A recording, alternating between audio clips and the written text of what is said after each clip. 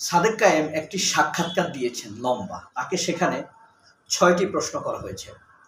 আবার সাদেক কায়েমকে নিয়ে ডাকসু নির্বাচন নিয়ে প্রখ্যাত সাংবাদিক ইলিয়াস হোসেন একটি ভয় প্রকাশ করেছেন, ভয় পেয়েছেন, ভয় না আশঙ্কা প্রকাশ করেছেন। সাংবাদিক ইলিয়াস আসলে ডর ভয় নাই, আমি যা দেখেছি ডর ভয় যদি থাকতো তাহলে এই দেশ থেকে তাকে চলে যেতে হতো, মৃত্যুর পরোয়ানা নিয়ে এদেশে ঘুরে বেড়াতেন না। এদেশে তো হাজার হাজার সাংবাদিক আছে, তারা তো এই দেশে আছে, আবার বাড়ি গাড়িও করেছে। তাহলে ইলিয়াস কোন লেভেলের সাংবাদিক? সেই লোক ভয় পাইতে পারে, আশঙ্কা প্রকাশ করতে পারে, সেই জিনিসটা একটা ভাবনার বিষয় না?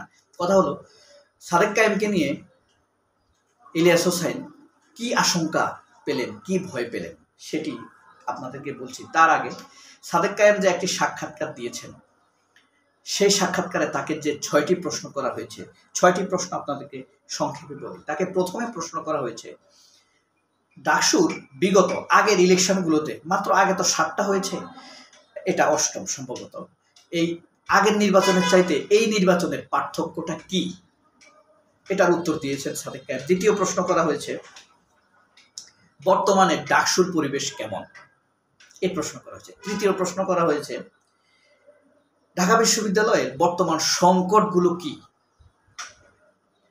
আর আপনি যদি নির্বাচিত হন তাহলে কি কি চমক দেখাবেন, এটা হচ্ছে 4 নম্বর প্রশ্ন। 5 নম্বর প্রশ্ন ছিল যে আপনাকে কেন, কোন কোন কারণে শিক্ষার্থীরা আপনাকে ভোট দিবে, আপনার প্রতি আগ্রহ দেখাবে, আপনার প্যানেলের প্রতি আগ্রহ দেখাবে। 6 নম্বর প্রশ্ন ছিল আপনি যদি না জিতেন তাহলে কি ভূমিকা রাখবেন। চমৎকার প্রশ্ন করেছে, তার উত্তর হয়েছে চমৎকার।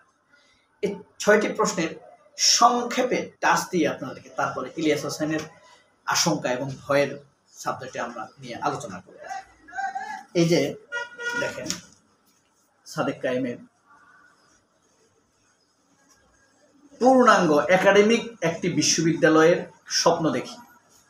সাদেক কায়েম বলেছে তিনি পূর্ণাঙ্গ একটা একাডেমিক বিশ্ববিদ্যালয়ের স্বপ্ন দেখেন। আমরা সরাসরি প্রশ্নে যাই। দেখেন তাকে প্রথম প্রশ্ন যেটা করা হয়েছে, বিগত ডাকসুগুলোর তুলনায় এবারের ডাকসু নির্বাচনের মধ্যে পার্থক্য কি। সাদেক কায়েম বলেছেন বিগত যে কোনো ডাকসু নির্বাচনের চাইতে এবারের নির্বাচনটা আলাদা।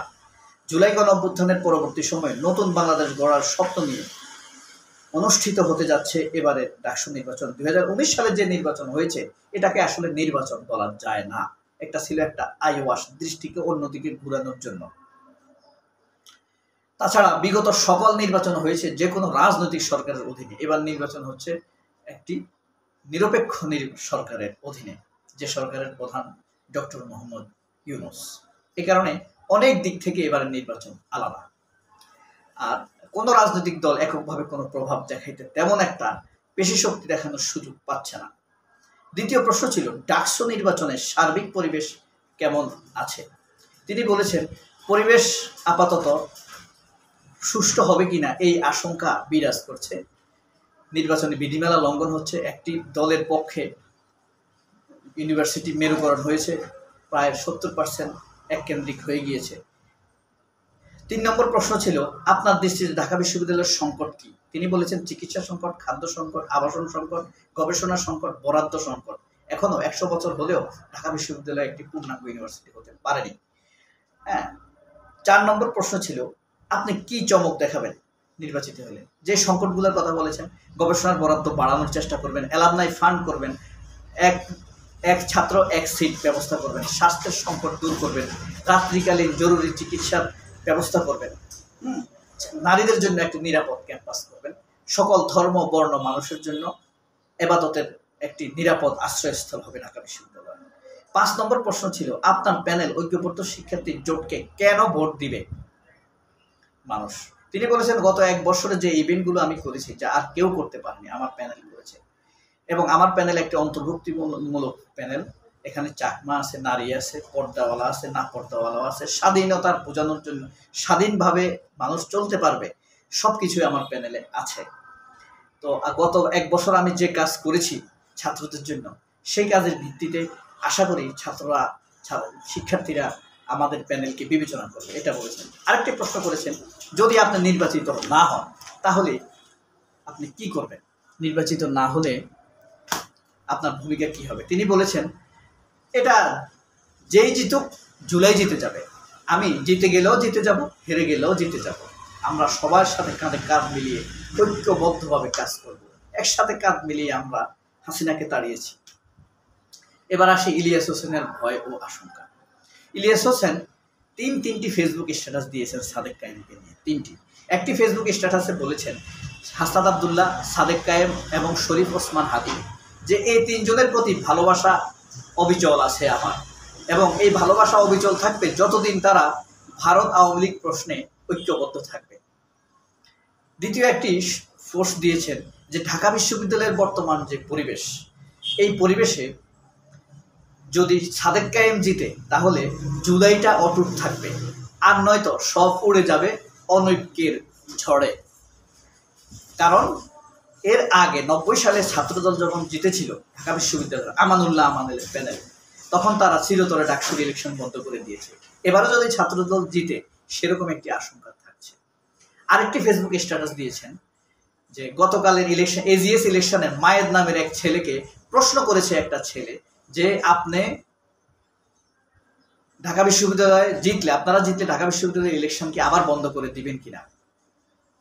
তখন সে বলেছে তুমি শিবির করো, মানে ট্যাগ দিয়ে দিয়েছে। এটা নিয়েও ইলিয়াস হোসেন একটি ফেসবুকে স্ট্যাটাস দিয়েছেন। তিনি বলেছেন প্রশ্ন শুনে প্রশ্নকর্তার জবাব না দিয়ে তাকে শিবির টিক দিয়ে দেওয়া শেখ হাসিনা পালানোর পর এটাই প্রথমবারের মতো ঘটেছে।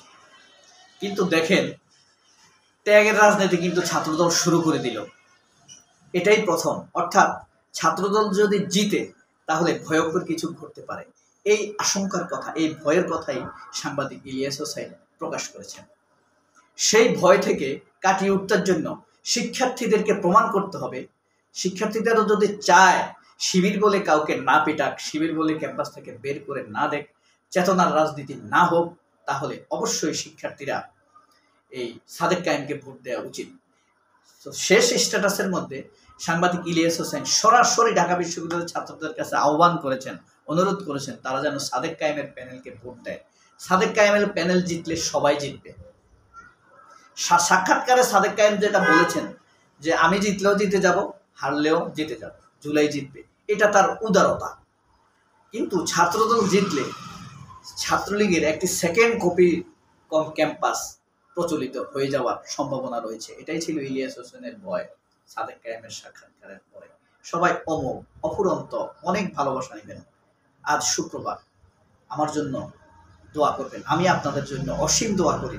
যারা আমার এই বাক্য পর্যন্ত ভিডিওটা দেখেছেন তাদের জন্য অপরিসীম দোয়া, সুস্থতার জন্য, ভালোবাসার জন্য, তাদের অফুরন্ত রিজিকের জন্য, আপনাদের সন্তানদের জন্য অনেক ভালোবাসা, দোয়া। আর আপনাদের দোয়াতে যদি একটু মনে আসে সামান্য, আমাকে রাখবেন, আমার মেয়েটার জন্য দোয়া করবেন। সবাই অনেক ভালো থাকবেন। আল্লাহ হাফেজ। আসসালামু আলাইকুম।